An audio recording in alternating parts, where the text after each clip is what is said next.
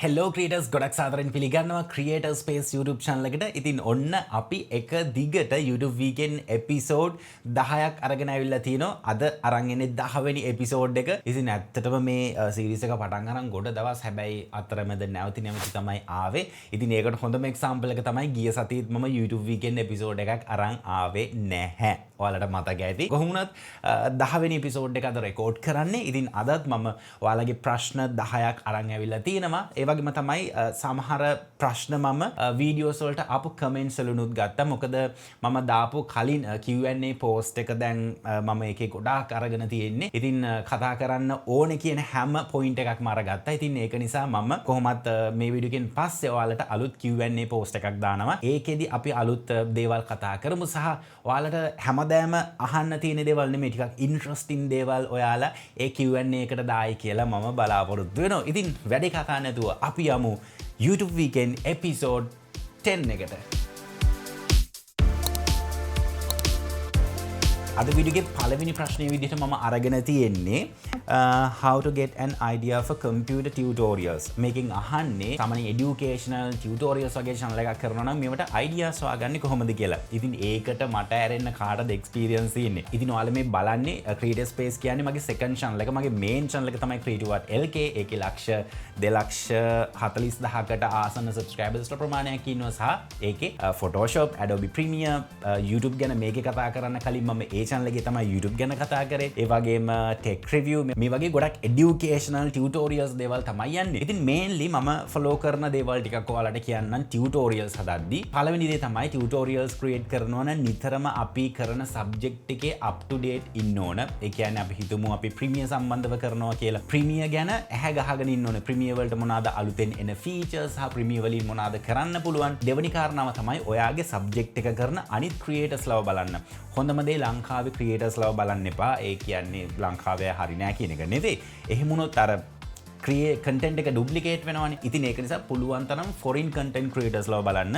personally මමත් එහෙමයි. හැබැයි මම ඊළඟට කරන දෙයක් තමයි ඒ creators ලගේ videos බලලා ඒක එහෙම් පිටින්ම ගෙනල්ලා මගේ channel එකේ ඔබන්නේ නෑ. ඒක මම develop කරනවා මගේ ideas උත් දාලා මගේ perspective එකෙන් ඒ tutorial එක කරන විදිහට මම ඒක develop කරනවා. ඉතින් ඒ විදිහට අපිට පුළුවන් content idea ගන්න. ඒ වගේම තමයි tutorial channels කරද්දී මතක තියාගන්න අර අපිට එක පාරට quick boost එකක් එන්නේ නැහැ. හොඳම example එක creative.lk channel එක subscribers ලා ලක්ෂ 2 ගාණක් හිටියට එයාලා මම දාන හැම වීඩියෝ එකක්ම බලන්නේ නැහැ. normally average views 5,000 6,000 ඔය වගේ 1,500 තියෙන tutorials උත් තියෙනවා අදට දාන videos වල. ඉතින් අර ලොකු boost එකක් බලාපොරොත්තු වෙන්න බෑ.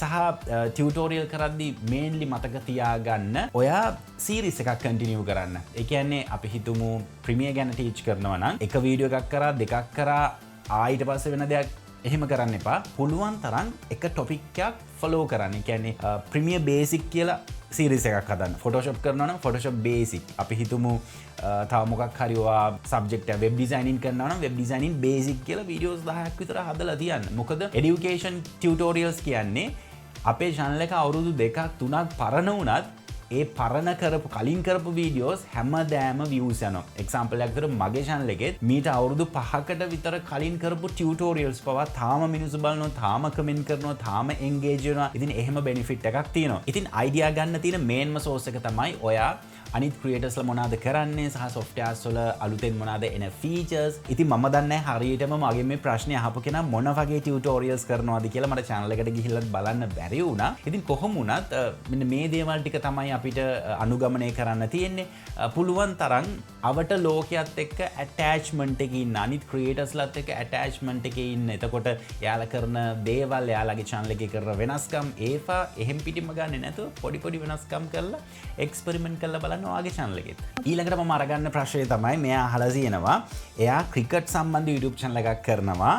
top 10 each එකනේ කියන්නේ හොඳම 10 හොඳම 5 ඔය වගේ කරන්නේ. අන්න එහෙම කරනවා. හැබැයි ඒ channel එකේ faceless YouTube channel එකක්. ඒ වගේම voiceless voice උත් නැති YouTube channel එකක් කියනවා. ඒකට monetization ගන්න පුළුවන්ද කියලා අහනවා.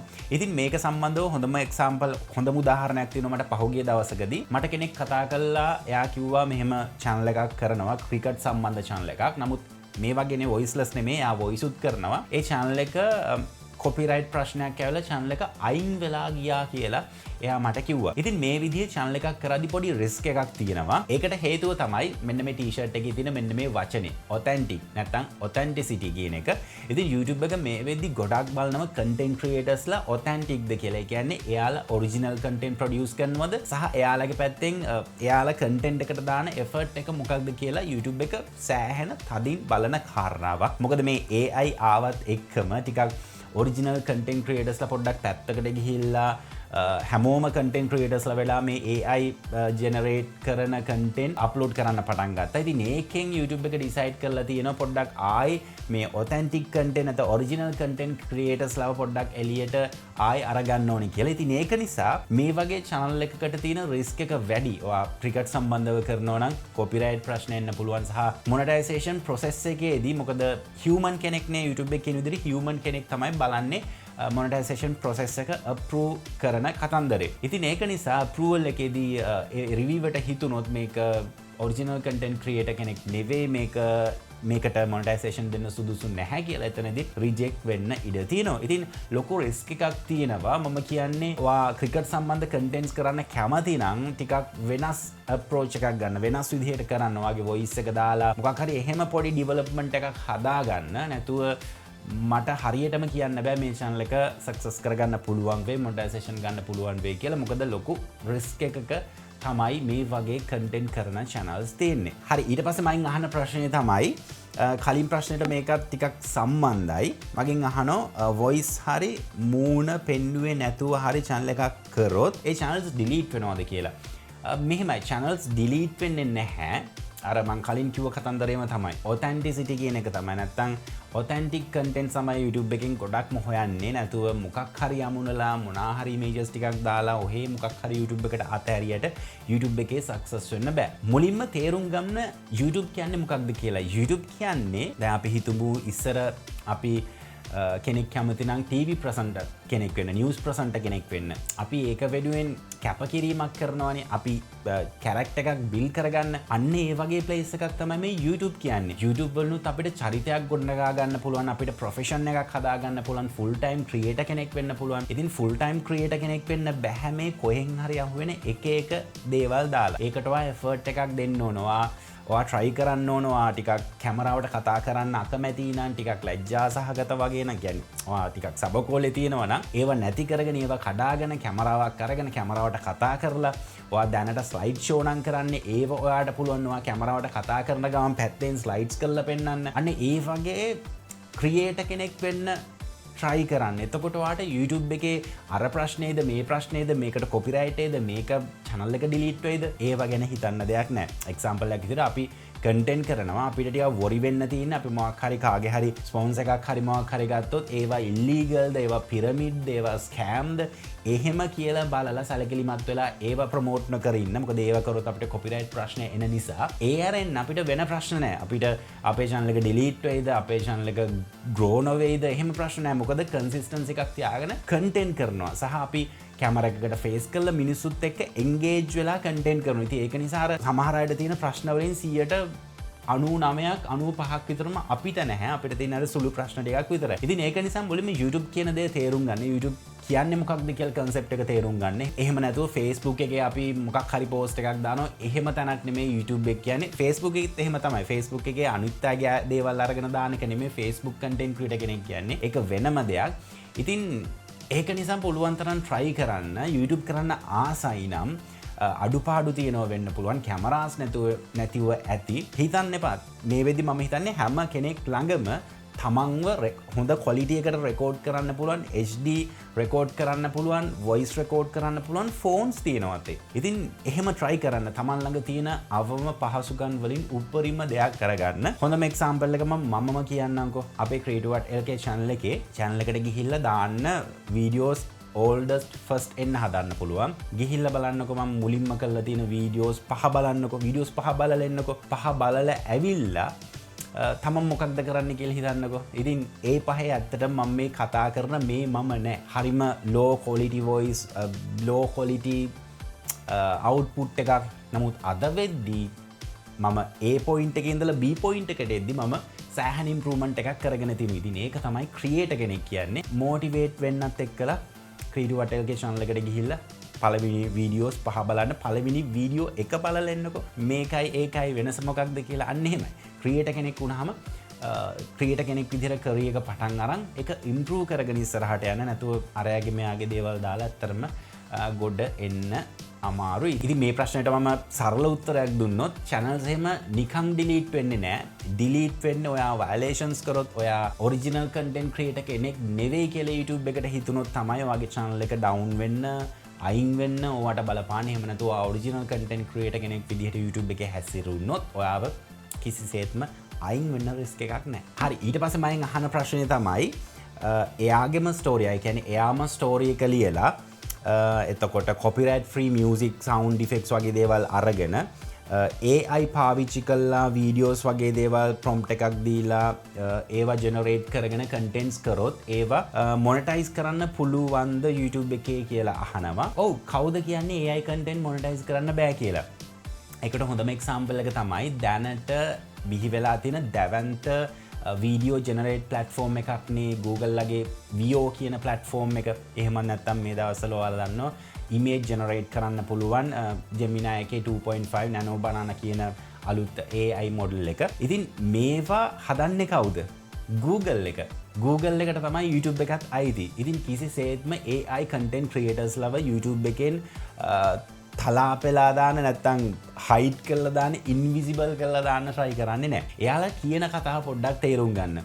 AI content කරන්න තමන්ගේ මහන්සියත් තමන්ගේ දායකත්වයක් දාලා. YouTube එක කියන්නේ AI කියලා AI එකට දාලා හැම දෙයක්ම කරගන්න එපා. තමන්ගේ idea එක තමන්ගේ විෂන් එකත් ඒකට දාන්න. මොකක් හරි ස්ක්‍රිප්ට් එකක් ලියනවා නම් ගහන්න එපා. ඒ කියන්නේ AI එකට ගිහිල්ලා කියන්න එපා මට මොකක්ද හොරර් ෆිල්ම් එකක් හදලා දෙන්න මට ඒකට ස්ක්‍රිප්ට් එකක් දෙන්න කියන්න එපා. ඔයා මුලින්ම හොරර් මූවි එක කල්පනා කරන්න. හොරර් අපි තුන් ෂෝට් ෆිල්ම් එකක් හදනවා කියලා AI වලින් ඔයා කල්පනා කරන්න ඒකේ සීන් එක මොකක්ද කතාලා ඉන්නේ කවුද ප්‍රධාන කතා නායකයා වූ නායිකාව එයාවට කතාව ගෙතෙන්නේ කොහොමද මේකට ගෝස් කෙනෙක් ඈඳෙන්නේ ගෝස් කලින් ආත්මේ මොනා හරි දෙයක් වෙලා මැරිච්ච කෙනෙක්ද මොනවාද එහෙම කියලා ඔයා ස්ටෝරි ලයින් එකක් හදන්න. ඒ ස්ටෝරි ලයින් එක AI එකට කියන්නේ. ඊට පස්සේ AI එකෙන් සපෝට් එක කරන් ඒක ඩිවෙලොප් කරා. ඊට පස්සේ ඒකට visuals AI වලට කියලා ඔයාට අවශ්‍ය visuals දාන්න. නැතුව AI එකට ඕන visuals නෙමෙයි. එතකොට voice එකක් පුළුවන් නම් ඔයා කරන්න. නැත්නම් AI කියලා AI වලට කියලා generate කරගන්න. මෙහෙම contents දාන්න ප්‍රශ්නයක් නැහැ. in case monetization කරන process එකේදී යම් කිසි ප්‍රශ්නයක් වුණා කියලා හිතන්නකෝ. එතකොට ඔයාට chance එකක් එනවා video appeal එකක් submit කරන්න. video appeal එක විනාඩි 5ක video appeal එකක් අපිට create කරන්න පුළුවන්. එතනදී අපි කරන process එක A to Z විනාඩි 5 ඇතුළත video එකක් හදලා එයාලට submit කරන්න පුළුවන්. ඉතින් අපි වෙන මහන්සිය අපි voice කරන්න මහන්සිය අපි script හදන්න වෙන මහන්සිය මේ හැම දෙයක්ම අපිට පෙන්වන්න chance එක තියෙනවා. ඉතින් ඒක නිසා AI creations කරන්න බය වෙන්න එපා.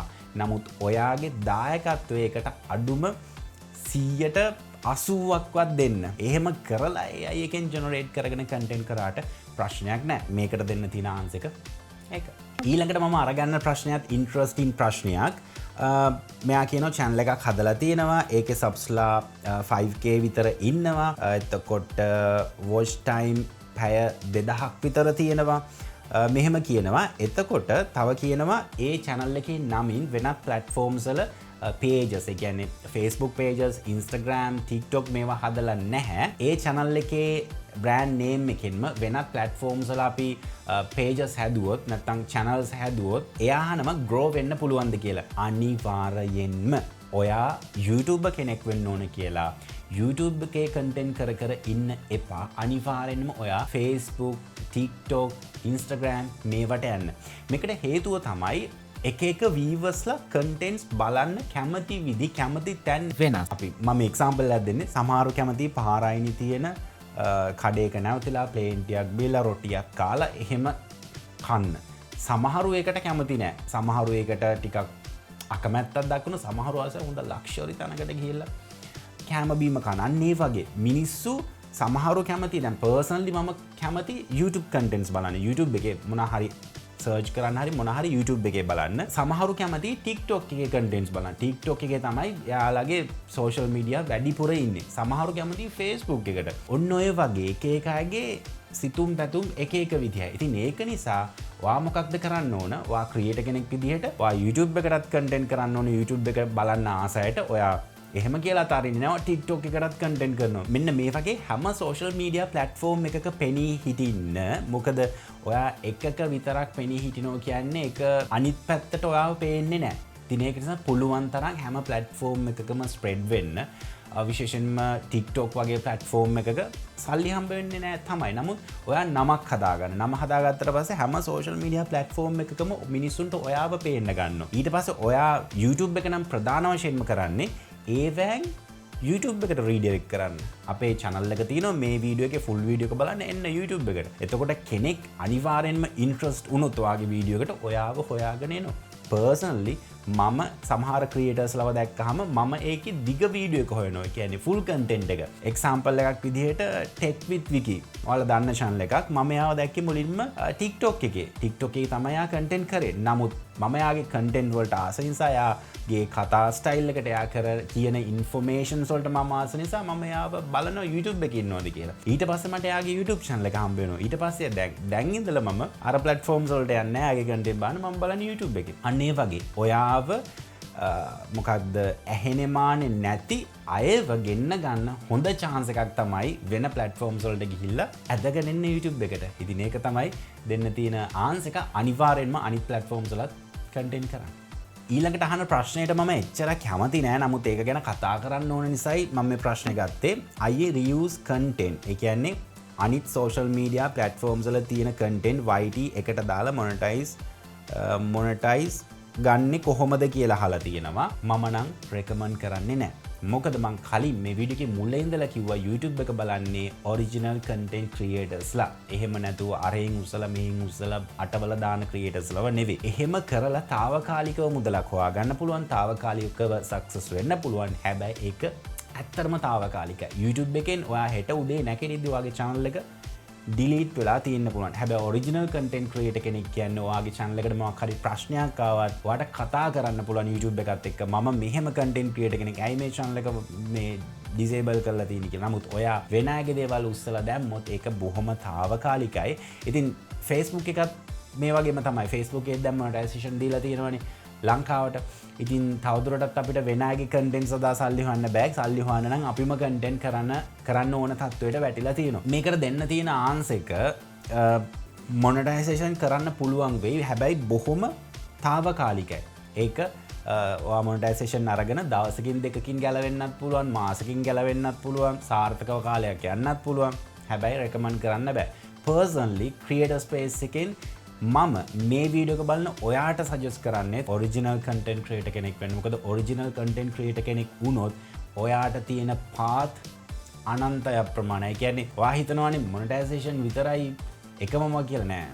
මොනටයිසේෂන් කියන්නේ ලංකාව වගේ රටක බොහොම චූටි දෙයක්. පර්සනලි මගේ channels ගත්තොත් මගේ channels වල හම් වෙන සල්ලි කියන්නේ power bill එක ගෙවලා ওই ටික කරගන්න ඇති. එතකොට මම ඉතුරු ඒවා කරගන්නේ කොහොමද? ඉතුරු ඒවා කරගන්න අපිට ස්පොන්සර්ෂිප්ස් හම්බ වෙනවා. වෙන බ්‍රෑන්ඩ් ඩීල්ස් හම්බ වෙනවා. අපිට ප්‍රොඩක්ට් එකක් ප්‍රොමෝට් කරන්න පුළුවන්. අපි මොනවා හරි දෙයක් පටන් ගත්තොත් ඒක අපේ channel එක හරහා සෙල් කරගන්න පුළුවන්. අපි මොනවා හරි knowledge sharing කරනවා නම් අපිට පුළුවන් consultation කරන්න. උපදෙස් දෙන්න ඒවට fee එකක් ගන්න පුළුවන්. එතකොට දැන් personally මගේ channel එකේ පැත්ත ගත්තොත් මම ඉස්සරහට video editing course එකක් කරන්න ඉන්නවා. online pre-recorded course එකක් නෙමෙයි live zoom class එකක්. ඉතින් ඒකත් ඔලුවට දාගෙන තියාගන්න ඔයාලා video editing ඉගෙන ගන්න ආසාවෙන් ඉන්නවනම් මේ පැත්තට එන්න course එක publish කරාම. ඉතින් අන්න ඒ වගේ ගොඩාක් පාත් තියෙනවා. YouTube එකේ monetization කියන්නේ බොහොම එක සුළු දෙයක් විතරයි. ඉතින් ඒක නිසා පුළුවන් තරම් original content creator කෙනෙක් වෙන්න බලන්න, නමක් හදාගන්න බලන්න, තමන් කවුද කියලා මුළු ලෝකෙට පෙන්නන්න. එතකොට ඔයාට තියෙන offers හිතාගන්න බැරි තරමේ දේවල් තියෙනවා. ඒක හොඳ පැත්තට වගේම නරක පැත්තත් තියෙනවා. කියන්නේ අපිට නමක් හදාගෙන ස්කෑම් ප්‍රමෝට් කරන්නත් පුළුවන්. නමක් හදාගෙන හොඳ දේවල් ප්‍රමෝට් කරන්නත් පුළුවන්. ඒක ඔයාගේ අතේ තියෙන choice එක. ඉතින් ඒ වගේ original content creator කෙනෙක් වෙන්න. ඊළඟට මම අහන ප්‍රශ්නේ තමයි මේක මම අරගත්තේ වීඩියෝ එකකින්. නමුත් මට මේකේ වීඩියෝ එක මොකක්ද කියලා නෝට් කරගන්න බැරි වුණා. අපි ටයිම් එකක් සිලෙක්ට් කරලා වීඩියෝ පබ්ලිෂ් කරාට අවුලක් නැද්ද views අඩු වෙනවද කියලා අහලා තිනවා. ඒ කියන්නේ මම හිතන්නේ ස්කැජුවල් කරලා කරන වීඩියෝස්, ඒ කියන්නේ අපි හිතමු අද වීඩියෝ එක කරනවා අපිට පුළුවන් ඒක ස්කැජුවල් කරන්න හෙට පබ්ලිෂ් වෙන්න. හෙට 5ට හෙට 4ට ඕන වෙලාවකට පබ්ලිෂ් වෙන්න දාන්න පුළුවන්. මේකෙන් ඇත්තටම එක එක්කෙනා එක එක දේවල් කියනවා. එහෙම කරාම views අඩු වෙනවා, එහෙම කරාම views වැඩි වෙනවා. පර්සනලි මම කියන්නේ එහෙම ස්කැජුවල් මම එක්ස්පෙරිමන්ට් කරලා තියෙනවා. ඒ කියන්නේ වීඩියෝස් දාලා ස්කැජුවල් නොකර සහ කරලා දාලා බලලා තියෙනවා. නමුත් views තීරණය වෙන්නේ වීඩියෝ ටොපික් එකට තියෙන ඉන්ට්‍රස්ට් එක මත. ඔඩියන්ස් එක කොච්චර ඉන්ට්‍රස්ට් දෙයි ටොපික් එකට ඒක අනිවාර්යෙන්ම අපි ටයිම් එකක් සෙට් කරලා වීඩියෝ එක ඔටෝ පබ්ලිෂ් වෙන්න දැම්මත් අපි මේ වෙලාවේ පබ්ලිෂ් වෙන්න දැම්මත් මිනිස්සු බලන එක බලනවාම තමයි. අපි හිතමු ස්කැජුවල් කරලා පාන්දර 6ට දානවා කියලා. ගොඩක් වෙලාට views අඩුයි. ඒක ස්කැජුවල් කරන එකේ ප්‍රශ්නයක් නෙමෙයි. ඔයා තෝරගත්ත ටයිම් එකේ ප්‍රශ්නයක්. අන්න ඒ වගේ views යන බලපාන්නේ ස්කැජුවල් කරන එකවත් නැත්තම් දාන වෙලාව බලපානවා. මොකද ඔඩියන්ස් එක ඉන්න වෙලාවක් වෙන්න එපා. මේන්ලි බලපාන්නේ ඔයාගේ කන්ටෙන්ට් එක, ඔයාගේ මාතෘකාව, ඔයාගේ ටොපික් එක, ඔයා මොකක් ගැනද කතා කරන්නේ? මේ දවස්වල යන ට්‍රෙන්ඩින් දෙයක් ගැනද? නැත්තම් මිලෝ වැඩ කරන්නේ නැති අටෙන්ෂන් එක අඩු දෙයක්ද? ඒක මත තමයි අත්‍තරම ගොඩක් views එන්නේ. නැතුව ස්කැජුවල් කරලා කන්ටෙන්ට් දැම්මා කියලා මගේ පර්සනල් අයිඩියා එක නම් එහෙම ප්‍රශ්නයක් නෑ. ස්කැජුවල් කරලා දාන එක හොඳයි. මොකද අපි දාන වීඩියෝ එකේ මෙටා ඩේටා ටික YouTube එකට ඇනලයිස් කරන්න හොඳ ටයිම් එකක් හම්බ වෙනවා. අපේ වීඩියෝ රෙසලූෂන් ජෙනරේට් කරන්න ටයිම් එකක් හම්බ වෙනවා. සහ ඒ විදිහට අපිට කන්ටෙන්ට් හදලා ස්කැජුවල් කරලා අපිට පාඩුවේ නිදහසේ ඉන්න පුළුවන්. ඔළුව නිදහස් කරගන්න පුළුවන්. ඉතින් ඒක නිසා ස්කැජුවල් කරලා දාන්න. මොකද ස්කැජුවල් කරලා දැම්මම views අඩු වෙනවා නම් YouTube එකෙන් එහෙම ෆීචර් එකක් හඳුන්වා දෙන්නේ නැහැ නේද? ඉතින් ඒක නිසා එහෙම ගැටලුවක් නැහැ. හැමදේම රඳා පවතින්නේ ඔයාගේ ටොපික් එක මත. ඊට පස්සේ මයින් අහන ප්‍රශ්නය තමයි මම මේකේ වීඩියෝ එකත් උඩින් ඔයාලට පේනවා ඇති මොන වීඩියෝ එකකින් ගත්ත ප්‍රශ්නයක්ද කියලා.